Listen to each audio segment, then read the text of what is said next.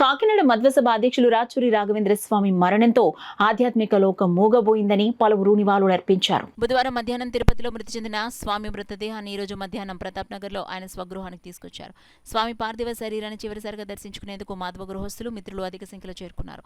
మధ్వసభ committee కార్యదర్శి కోపెళ్ల శేషగిరిరావు మాట్లాడుతూ తెలుగు భాషలో మధ్వ వ్యాప్తికి ఎంతో కృషి చేస్తారని నివాళులర్పించారు. మధ్వసభ కమిటీ సంయుక్త కార్యదర్శి డాక్టర్ పరశురాం మాట్లాడుతూ కోస్తా జిల్లాలో ఆధ్యాత్మిక కార్యక్రమాల నిర్వహణలో అధిక ప్రాధాన్యత ఇవ్వటమే కాక అందరినీ భాగస్వామ్యం చేస్తూ మధ్వ మత ఆశయాలకు అంకితమయ్యారని రాచూరి స్వామికి నివాళులర్పించారు.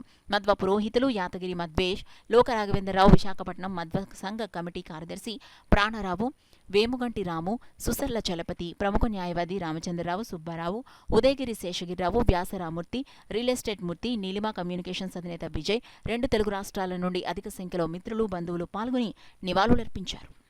ఈ రోజున మన రాచూరి రాఘవేంద్ర స్వామి గారు ఈ రకంగా మనలోంచి బయటికి వెళ్ళిపోవడం అనేది చాలా విచారకరమైన విషయం. ఇవాళ మేము ఇలా ఊహించలేదు.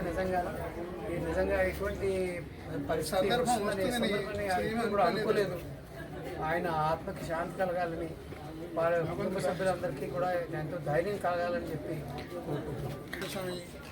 ఈ విధంగా జరగటం తెలిసిన దగ్గర నుంచి నాకు అసలు ఏది తోచట్లేదు. నమ్మకపోతే ఒక 2-3 గంటలు నమ్మలేకపోయాను. మళ్ళీ అనేక మెసేజ్లు వచ్చాక కన్ఫర్మ్ చేసుకున్నా కానీ ఇది నిజమని అనుకోలేకపోయాను. మా ఇద్దరికి అసోసియేషను ఇంచుమించు 30-40 ఏళ్ళు.